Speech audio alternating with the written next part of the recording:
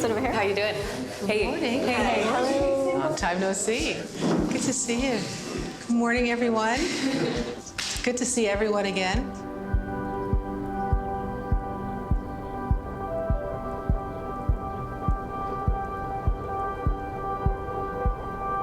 We're going to have a great discussion about the themes around Secret Path. So I want to talk, first of all, about identity. Okay, think about Chanie Wenjack.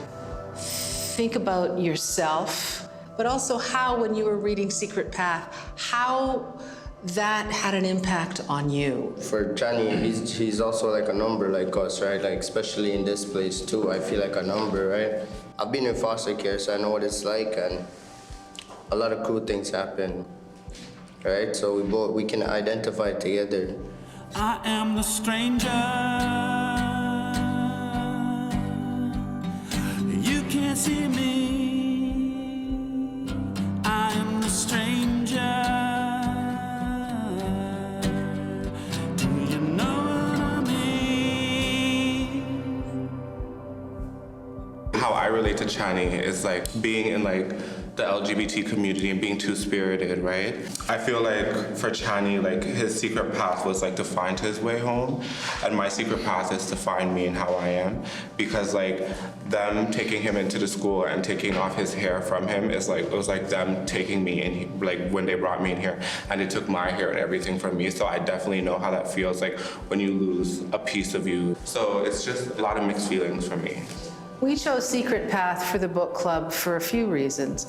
One, we know that in the institutions there are a number of Indigenous inmates for whom we know that book would be very resonant. As well, there are a number of non-Indigenous inmates whose experiences that brought them here, they'll be able to see themselves or see their own experiences reflected in the experience of Chanie Wenjack. I was in Children's Aid for about 6 months, and they used to handcuff me and lock me in a room and stuff like that. And until I saw this, it was like I felt like I was going through hell, but this kid went through a lot more than I ever did.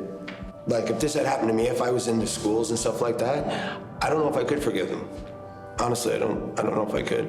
I actually, when this book club first came to the jail, I almost didn't join it until I heard the word Native behind it. Me being half Indigenous, the fact that my grandmother was at one of these schools, it creates a mixture of emotions. It's like a blender of emotions. I'm proud to be Native. I'm angry at the government. I'm sad for what happened. I'm forgiving. It's too many things at once. But part of the struggle from this was my mom had a bad home life, a lot of alcohol abuse, drug abuse. So I was put up for adoption. So I feel like I have to do some reconciliation with my parents as well, you know? The image that stood out to me the most was when he was naked and they were putting the lice powder on him. That was just horrible. I guess for me, I look at friends and family that have gone through it and have parents and grandparents that were in the residential schools. I even know a couple people that went to the residential schools themselves. They're pretty old now, but it was horrible for them. You know, I have to thank Gord Downie actually for doing this book, because I always knew my background, like I'm mixed of Black and Native. And well, my grandfather was a Native, but what had happened was my grandfather ended up leaving my grandmother and disconnecting from the family. So when it comes to reconciliation and this book actually helped me mend some wounds in the family. Oh yeah, it brings me back to freedom. Like, holy freedom, right? So freedom is a big thing for not only Aboriginals, not only for like First Nation people, Six Nations and all those other tribes, right? But for every single nation that's in the whole entire world. Because Chanie, that's all he wanted, freedom. We want freedom right now, we can't get freedom, but one day, you know? So it all brings me back to freedom. That's how it makes me think.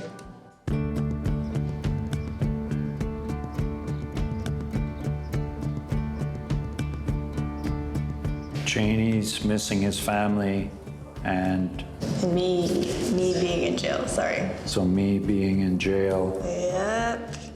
is similar. Literacy is a key in helping people get out of poverty, and if they don't have the literacy skills and the educational background, it's very difficult to get a job, and you end up possibly making decisions that put you in these centers. Why don't we take a look at the themes and you decide which ones here kind of speak to you the most, and then I can kind of direct our Q&A around those themes. Nathan has been impacted by the secret path. After participating in the book club with us and doing the one-to-one, he started reconnecting with his family and his Indigenous heritage as a Cree from Saskatchewan. At that time, you said you felt confused and like there was a sadness or just wondering why that I had to leave my mother and my family behind, you know? I am glad that the secret path came into my life because it changed my perspective about a lot of things, and it helped me just be able to give me the courage to speak out, give me a voice. It's something new, and I believe that it's positive. I think it's very important that our men get an opportunity to explore thoughts and feelings and to express them and to talk, because I don't think our guys get to talk about feelings and important topics like this. And this is a piece that's really been ignored in Canadian history. I have a university education in history, and we never talked about residential schools. And what I'm feeling is empty. I think that Gord Downie and Jeff Lemire probably didn't think that secret path would be used this way in an institution. But I think having secret path here and this book club here goes to the very heart of the message that Gord wants to send. I actually adore you guys for coming here and doing this, because this brought light something that I already knew about but wasn't educated about. I was well aware of it, but didn't know what it entailed. I had no idea this was going on. I had no idea this was going on at all. How did they get away with all this? You know, the sexual abuse and all the other stuff. Nobody's paid for it. First of all, we gotta start with the government. The government have to make things right? So as people, we can make things right with each other. You can forgive, but you can't forget, right?